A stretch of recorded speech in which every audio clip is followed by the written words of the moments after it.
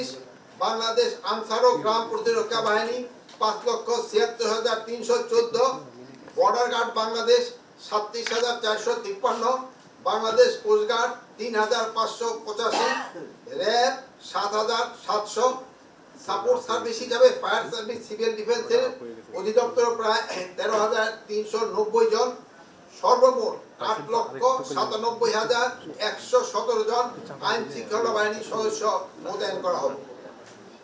আসন্ন জাতীয় সংসদ নির্বাচনে ভোট কেন্দ্রের সংখ্যা হবে 42,761। তার মধ্যে অধিক গুরুত্বপূর্ণ ভোট কেন্দ্র থাকবে 8,780, গুরুত্বপূর্ণ ভোট কেন্দ্র 16,548, সাধারণ ভোট কেন্দ্র 17,433। পুলিশ সদস্য কর্তৃক অধিক গুরুত্বপূর্ণ এবং গুরুত্বপূর্ণ ভোট কেন্দ্রে 25,000 বডি ওয়ার্ন ক্যামেরা ব্যবহার করবে। আসন্ন জাতীয় সংসদ নির্বাচনে প্রতিটি ভোট কেন্দ্রে সিসিটিভি স্থাপন করা হবে, সে লক্ষ্যে প্রয়োজনীয় প্রস্তুতি গ্রহণ করা হচ্ছে। বিভিন্ন আইন শৃঙ্খলা বাহিনীর নির্বাচন প্রশিক্ষণ আগামী 20 জানুয়ারি 2026 তারিখের মধ্যে সম্পন্ন হবে। উল্লেখ্য যে এইবারই প্রথমবারের মতো নির্বাচন উপলক্ষে আইন শৃঙ্খলা বাহিনীর প্রশিক্ষণ আয়োজন করা হয়েছে।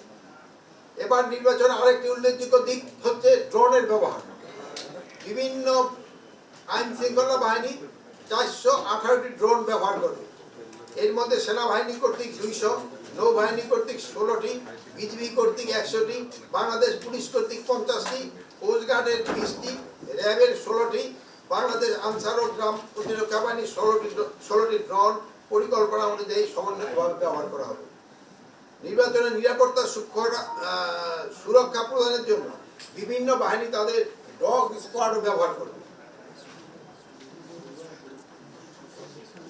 এবার নির্বাচনে আইন শৃঙ্খলা নিয়ন্ত্রণে সবচেয়ে কার্যকর ভূমিকা রাখবে নির্বাচন সুরক্ষা অ্যাপ 2026। এর ব্যবহার সেটি ন্যাশনাল টেলিকমিউনিকেশন এবং মনিটরিং সেন্টার NTMC কর্তৃক প্রস্তুত করা হয়েছে। এর সঙ্গে বিভিন্ন আইন শৃঙ্খলা বাহিনী, রিটার্নিং অফিসার, সহকারী রিটার্নিং অফিসার সহ স্বরাষ্ট্র মন্ত্রণালয়ের কেন্দ্রীয় কন্ট্রোল রুম যুক্ত থাকবে।